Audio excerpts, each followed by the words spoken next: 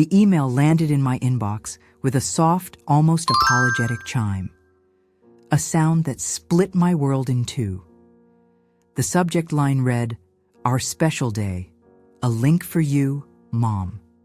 Inside wasn't a plane ticket, wasn't an invitation to the front row seat I had dreamed of since the day she was born. It was a hyperlink. My daughter, my only child, Clara, had organized a grand, opulent wedding, an event splashed across social media for months, and she was asking me, her mother, to watch it on a screen, like a stranger, like an afterthought. My heart didn't just break, it vaporized. In that moment of cold, digital dismissal, sitting in the quiet house that once echoed with her laughter, a stillness fell over me. The grief, the shock. It was a tidal wave. But as the waters receded, something else took root in the barren landscape of my heart. It was a cold, clear, and unyielding thought. I knew exactly what to do next. Our story wasn't supposed to be like this. It was a story of us against the world. When my husband, Robert, passed away from a sudden heart attack 10 years ago, I thought the sun would never rise again. He was the love of my life, my partner in everything. But I had Clara. She was 16 then, all fire and wit, but with his kind eyes. We clung to each other, two halves of a shattered whole. And slowly, painstakingly, we rebuilt our lives. I poured everything I had into her, my time, my savings from my job as a school librarian, my very soul. Our bond was forged in late-night talks over lukewarm tea, in celebrating small victories like a good grade or a new job, in keeping Robert's memory alive. He was an amateur videographer. Our house is filled with his old equipment and neatly labeled tapes of every birthday, every holiday, every mundane Tuesday afternoon. He taught me how to edit, how to splice moments together to tell a story. "Every memory is a treasure, Eleanor," he used to say. "You just have to frame it right." After he was gone, that became our ritual.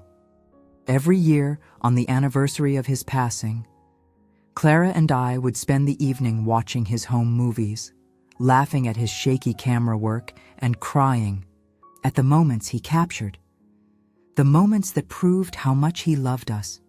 We had traditions, silly, beautiful things that were ours alone. For her 21st birthday, I gave her a simple silver locket. Inside, a tiny faded picture of me, Robert, and a baby Clara, a perfect family. On the back, I'd had Robert's favorite phrase engraved, "Always my treasure."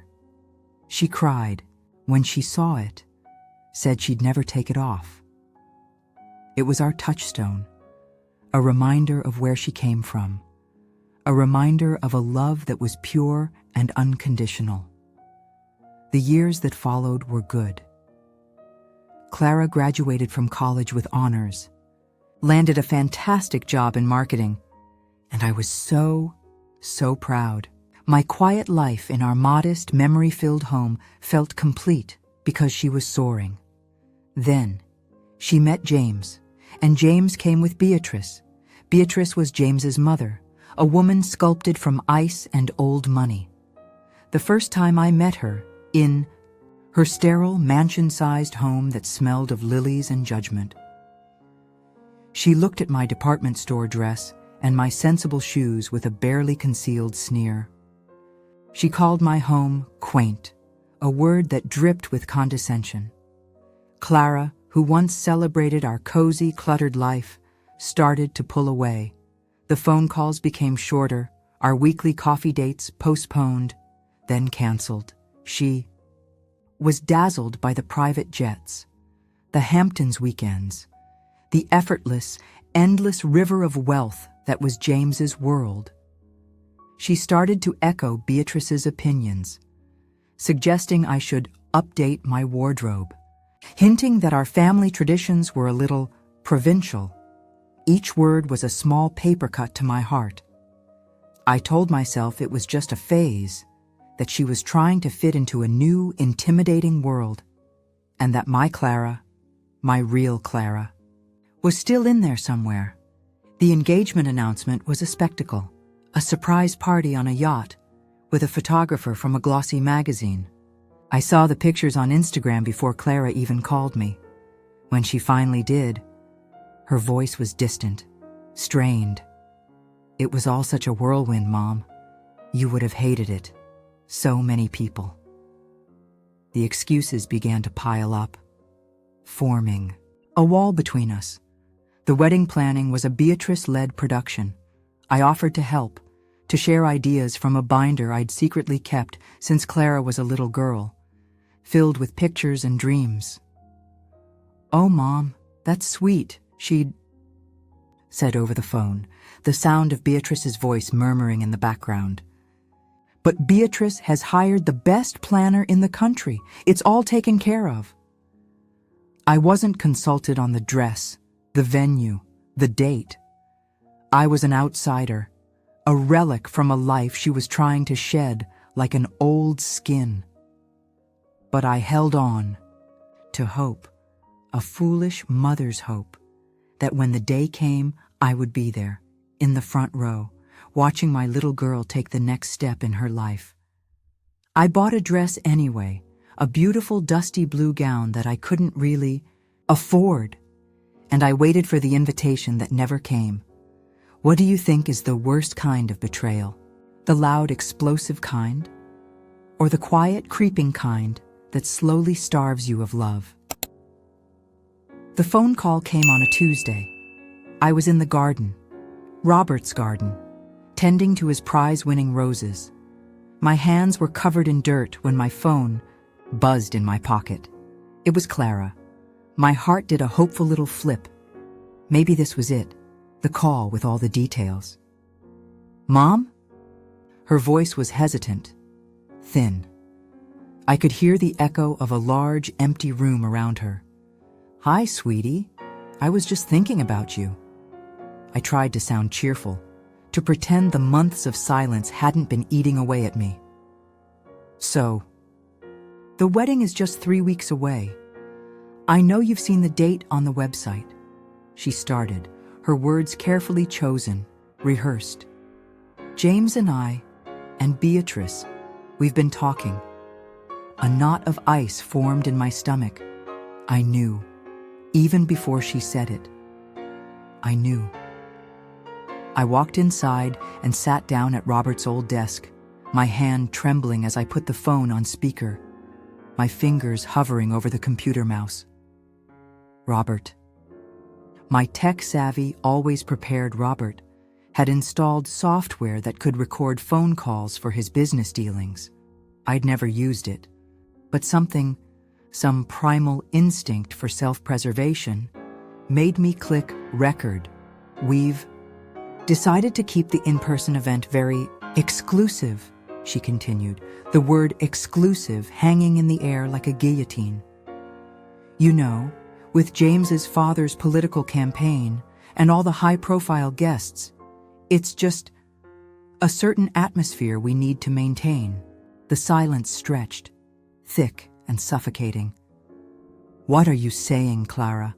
I asked, my voice a whisper, and then I heard it, another voice in the background, sharp and venomous. It was Beatrice. "Just tell her, Clara. Rip the Band-Aid." "Off." Clara took a shaky breath. "We're going to live stream the ceremony, Mom, for everyone who can't be there. We'll send you a special family link, so you can watch from home. It'll be just like you're there." Just like I'm there? The absurdity of it. The cruelty. It stole my breath. "Why?" was all I could manage to choke out. "Why wouldn't I be there?"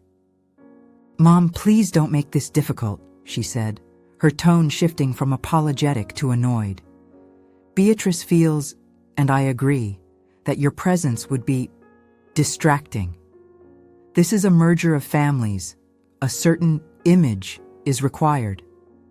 Your life is just so different from ours now. Different. She said it like a disease. Beatrice's voice cut in again, closer to the phone this time, smug and triumphant. What your daughter is trying to say, Eleanor, is that a small-town librarian in a homemade dress doesn't quite fit the narrative of a future senator's family. It's a matter of optics, you understand. I felt the blood drain from my face. And then came the final, devastating blow. Clara, my daughter, in a voice I didn't recognize, added, "And that locket you gave me, Mom. It's sweet, but it's costume jewelry. James bought me a real diamond necklace. I'm wearing that for the wedding. It's time to upgrade, you know? The locket. Our locket. Always my treasure." The line went dead in my heart long before I heard the click of her hanging up. I sat there, in the crushing silence of Robert's office, the audio file of my own destruction saved neatly on the desktop. The tears didn't come, not yet. All I felt was a profound, terrifying cold. The daughter I had raised, the girl I had loved with every fiber of my being, was gone, and in her place was a stranger. A puppet for a cruel, calculating family. And as the shock began to subside, it was replaced by a single burning ember of an idea. They wanted optics. They wanted a narrative. Fine, I would give them one. Have you ever had a moment where everything you thought you knew about someone was proven to be a lie? The first few days were a blur of hollowed-out grief. I moved through my house like a ghost, catching my reflection and seeing a stranger with haunted eyes.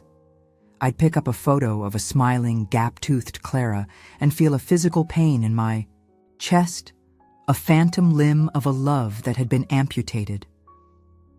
I listened to the recording once, just once, hearing my daughter's casual cruelty, her dismissal of our life together, of her father's memory, was like swallowing shards of glass. Beatrice's sneering words about my homemade dress and quaint life echoed in my head. They hadn't just excluded me, they had erased me. They had deemed my entire existence, a life of love and sacrifice and quiet dignity, as an embarrassment. And for what? For money? For status? For the approval of a woman who wouldn't know real love if it served her caviar on a golden spoon? The grief was real, but beneath it, the ember of rage began to glow. They thought I was weak, a simple, small-town librarian they could just sweep under their expensive Persian rug. They had underestimated me. They had forgotten who I was, who Robert had made me. I spent the next week in Robert's office, his sanctuary. It was filled with his old tech, monitors, editing bays, hard drives meticulously organized. He had been my patient teacher, showing me how to use professional video editing software, how to layer audio, how to create transitions, how to tell a story without saying a word. "It's all about the pacing, Eleanor," he'd say, his hands guiding mine on the keyboard. "The pause is just as important as the picture." His words became my mantra. I wasn't a hacker, I wasn't a tech genius, but I was a librarian, a meticulous researcher, and a fast learner. More importantly, I was Robert's wife. I knew how to tell a story.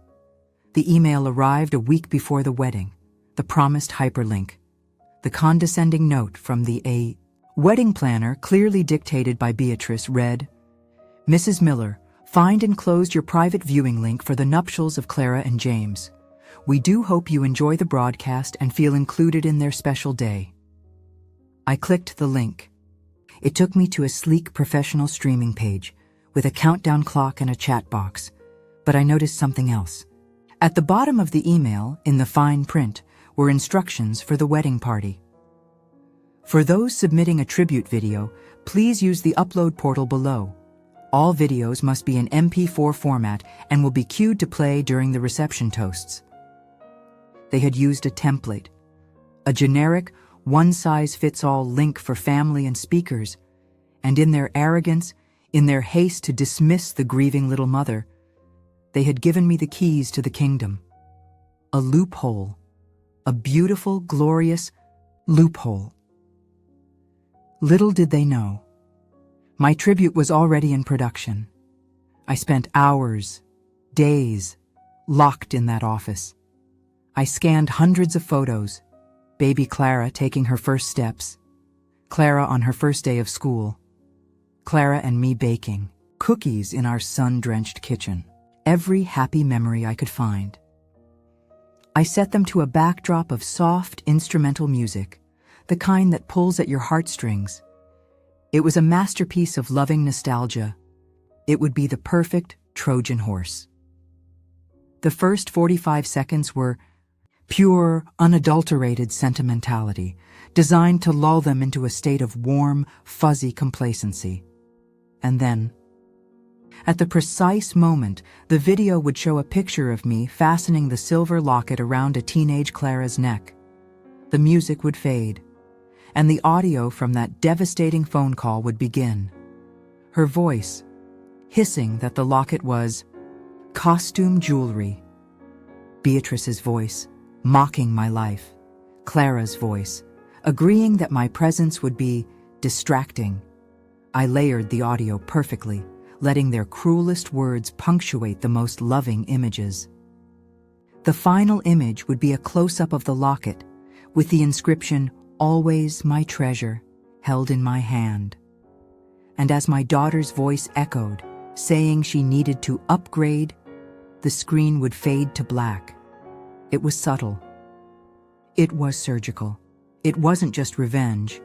It was truth. It was justice, for me and for Robert. I uploaded the MP4 file titled A Mother's Treasure and scheduled it to play third in the toast lineup, right after the best man and right before the groom's father. The political candidate, Richard, was scheduled to give his big family values speech. They wanted a narrative.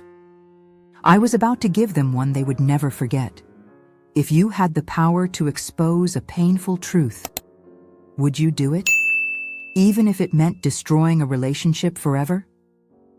The day of the wedding arrived. A perfect, sunny Saturday. Social. Media was already flooded with pictures from the venue. A sprawling, historic estate dripping with white roses and crystals. The hashtag, #FutureIsBright, was trending. I sat in Robert's office, wearing my simple gardening clothes, a cup of tea growing cold beside me. I didn't feel nervous. I felt calm, resolute. I clicked the live stream link. The picture was crystal clear. I saw the guests, hundreds of them, dripping in diamonds and designer labels.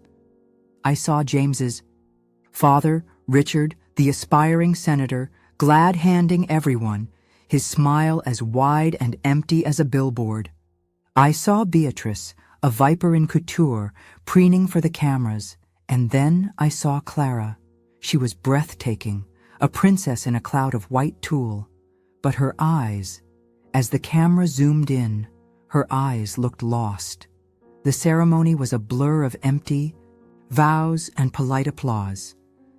I watched, detached, as if viewing a film about someone else's life. Then came the reception. The grand ballroom was bathed in a golden glow. The champagne flowed. The first two toasts were exactly as you'd expect, generic and full of sanitized anecdotes. The best man made a few lame jokes. The maid of honor cried. Then the MC, a man with a booming, cheerful voice, announced, "And now, folks, we have a very special surprise tribute. A video from the mother of the bride, Eleanor Miller, titled A Mother's Treasure." A murmur went through the crowd. I saw Clara's face on the screen. She looked confused, then a flicker of fear. Beatrice leaned over and whispered something to her, a smug smile on her face. They probably thought I'd sent a sappy, tearful video begging for forgiveness. The lights dimmed. The giant screens on either side of the ballroom flickered to life. The video began. The soft music swelled. Photos of baby Clara filled the screen. A collective awe rippled through the audience and the live chat online. I saw guests dabbing their eyes. Beatrice looked smug. She thought she had won. 40 seconds in, 42, 44. The image of me putting the locket on Clara appeared, and the music faded out.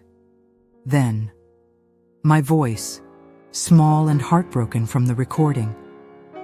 Why wouldn't I be there? A confused silence fell over the ballroom.